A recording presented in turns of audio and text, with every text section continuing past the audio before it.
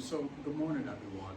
I'm Dr. Andrew Franklin. I serve as an associate professor in the Department of Psychology at Norfolk State University, and I'm joined by my doctoral mentee, Tiana McKan and I. She's a rising fourth-year student in the Virginia Consortium program in clinical psychology.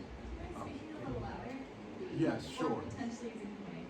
Absolutely. So we're both. Would you like the mic? Yes, I'll take the mic. This should turn on automatically. Just a second. Testing. Take a few seconds. Testing. Okay, perfect. So I'll start again, folks. I'm Dr. Andrew Franklin, Associate Professor in the Department of Psychology at Norfolk State University.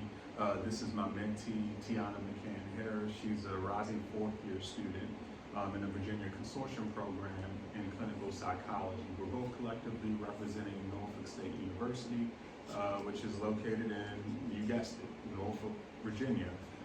Actually a city that's named after a county here in England, about 2 hours and 45 minutes east of here. So I think that it would be really good for me to start off by giving you a little bit of information about the cultural context that we're coming from, as I don't want to make assumptions, and this is an international conference. I want to tell you a little bit about the makeup of the Norfolk community as well as NSU student population, and why we're focusing on African American college students.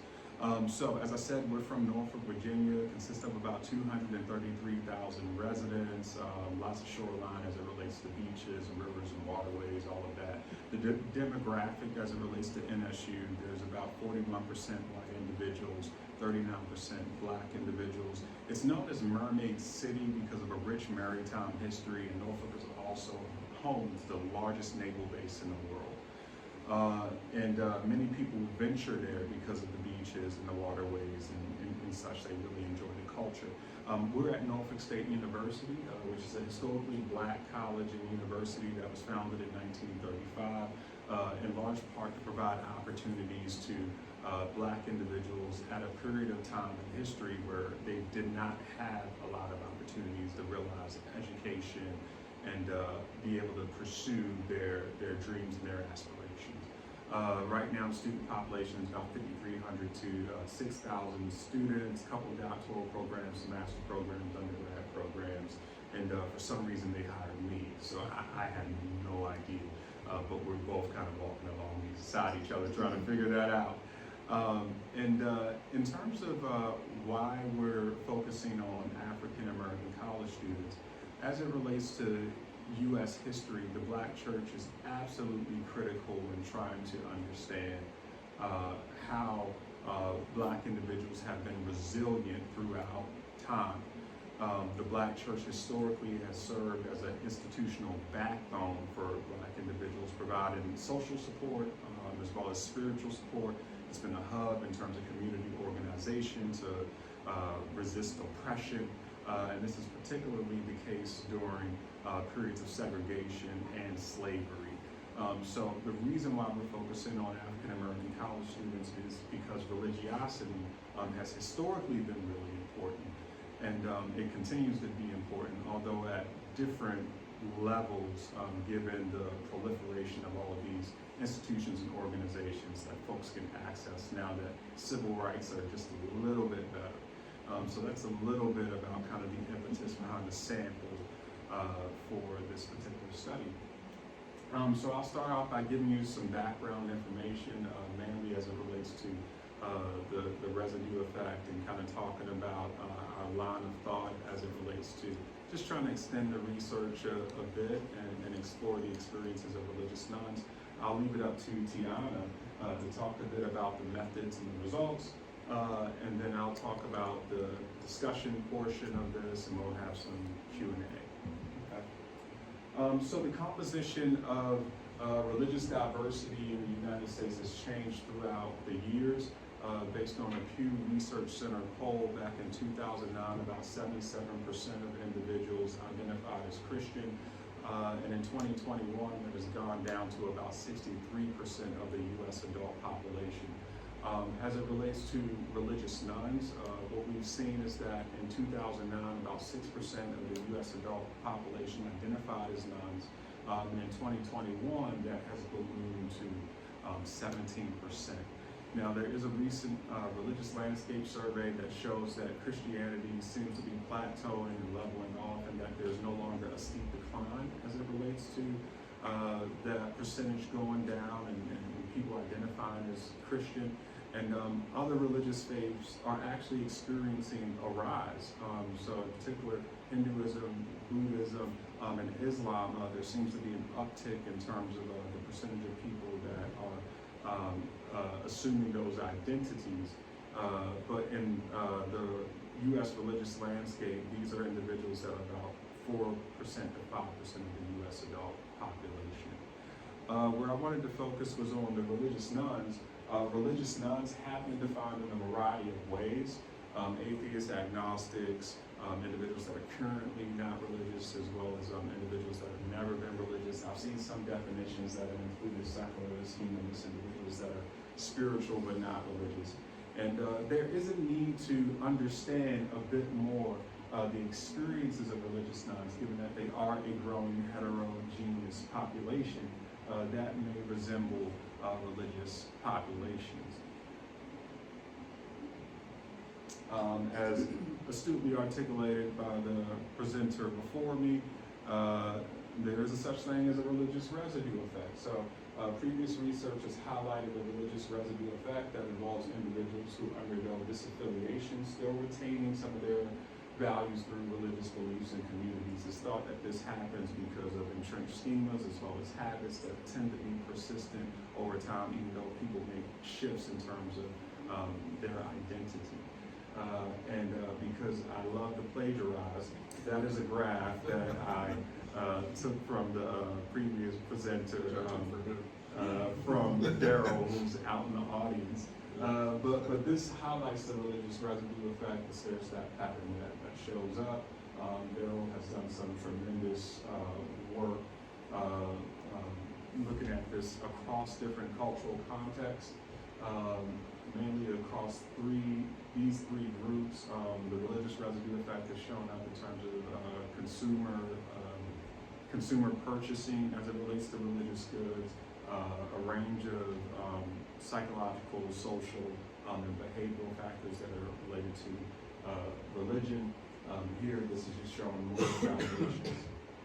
So, current researchers, my lab wanted to parse apart the currently religious group into a group that was actively religious from the standpoint of having a membership or being a partner at a church in the United States, and those that say that they're religious and they're not a part of the larger religious community. So we think that community support is really important, and it would be interesting to see how the residue effect looks across those that are members of a church and those that are not members or partners of a church, and then the groups that you see there on the screen. So that's one way in which we were trying to kind of extend out the residue effect a bit as it relates to the African American student population.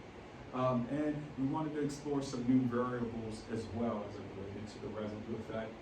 So in particular, I was interested in the perception of experiential company and faith. This is a unique variable, and Tiana's going to talk a bit about this, but it's a variable that looks at the extent to which people are perceiving a connection with the divine, whether that's feeling touched by God, sensing God in creation, being willing to reach out to God for comfort. So I thought it would be interesting to take something that is typically looked at as a criterion variable, and let's see if the residue effect kind of shows up as it relates to this variable across these four groups. So that's one of the things that we did. The other thing that we strove to do was look at private religious practices, which is replicatory in nature, but this is with the African American student population, given how relevant religion is to this particular demographic. And we were also interested in credibility enhancing displays, which speaks to kind of a socialization process, the extent to which individuals actually have religious models when they're growing up, and parents around them actually practicing religious values. So this isn't necessarily a schema or a habit, but we were just kind of curious as to what the pattern would look like across the 4 groups as it relates to these socialization experiences. Finally, this research looks to assess the extent to which private religious practices and credibility-enhancing displays are related to experiential comforting faith. So in particular, we wanted to look at religious duns and see how those 2 factors were related to comfort. And we also wanted to look at those that are never religious, see how those factors are related to comfort as well. So I will allow Tiana to talk a bit about methodology, and then I'll be back. Well, hello everybody, it's so glad to be here. Let's talk a little bit about our participants. So data were collected from a larger project of religiosity, which involved exploration of spiritual variables and various factors influenced by healthcare decision making. Our sample consisted of 248 college students. 82% were African American. Okay. 82% were African American, 7% were white, and 6% were Hispanic. From a larger institution, which is the Southern Eastern University, students were recruited through classroom presentations.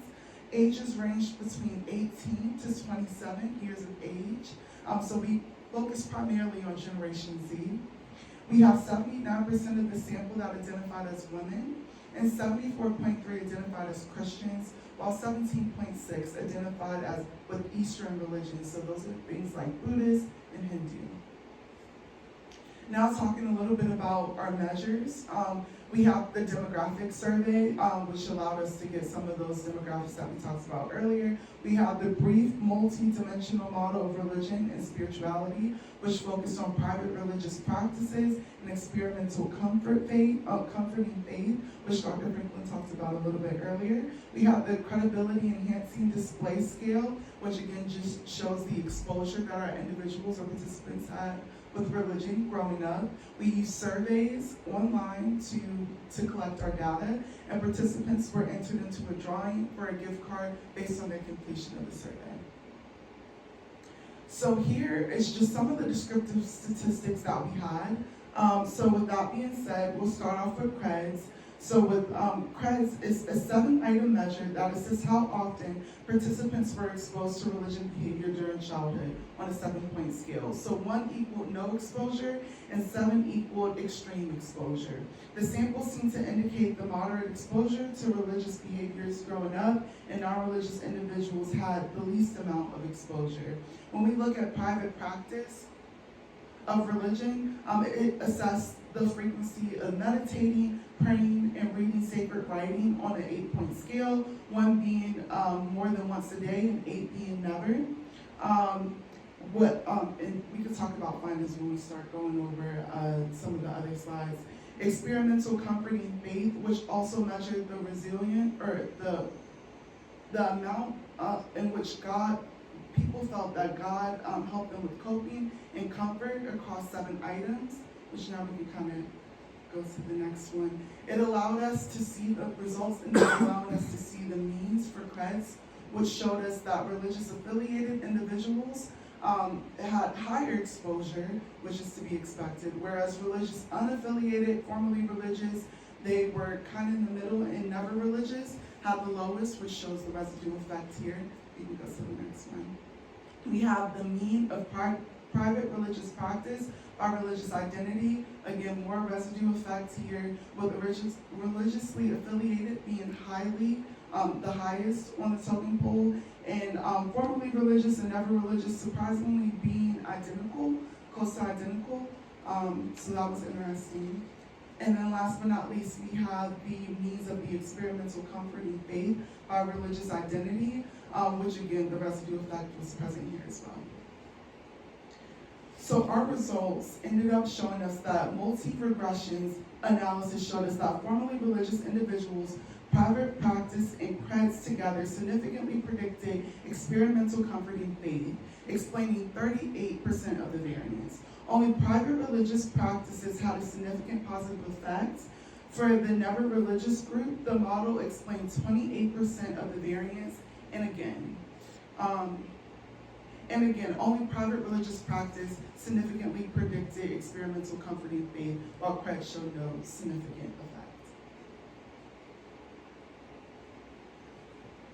Okay, so I'll just end here on a discussion slide, and then we'll transition to the question slide so that I can take some questions from you. I just wanted to highlight a few key pieces as it related to the discussion. Previous research has suggested that formerly religious individuals may experience a religious residue effect, and our research seems to indicate that that is the case. One of the things that kind of jump out as it relates to the analyses that we've done is the real power and influence of private religious practices. We see that as the case for those that were never religious, as well as formerly religious individuals, as in both regression analysis really highlighted that for both groups, private religious practices was very much linked to comfort in their faith that they were receiving. This for the never religious group and the formerly religious group. For the never religious group, this really highlights an important distinction between religiosity and theism, given that many of the experiential comforting faith items had direct references to God. You know, the extent to which you experience God in nature, the extent to which you feel touched by God. So never religious individuals were endorsing that that was the case, and they were still engaging in private religious practices. I think this also speaks to the multiple functions that religious labels can serve. It may serve as a social identity marker, or kind of a way to traverse like a cultural landscape in a way that is acceptable and respected, but on a functional level, not really practiced. And then at times, like those different types of orientations can ebb and flow and vary. So I think moving forward, as it relates to African American student populations, there needs to be more of a focus on folks that are never religious and really exploring exactly what they believe. What is the foundation behind the scripture reading, the praying, and the meditation? Because clearly it seems like they are getting some kind of comfort from it, some kind of benefit from it. And I think that can be done through qualitative research and the usage of more robust, comprehensive measures. Thank you.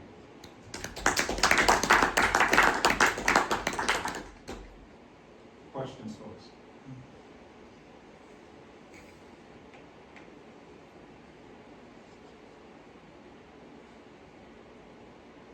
Yes, sir. This is great. So with the religious unaffiliated, were those folks that said, I'm religious, but I'm just not going to a particular church? Or can you help remind me what that group was? Yes, absolutely. So it's exactly what you said, Doc.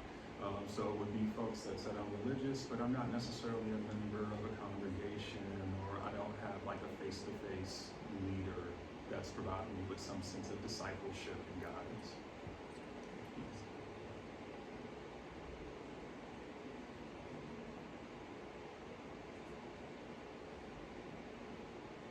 I know, it's like 8:30 something in the morning, right?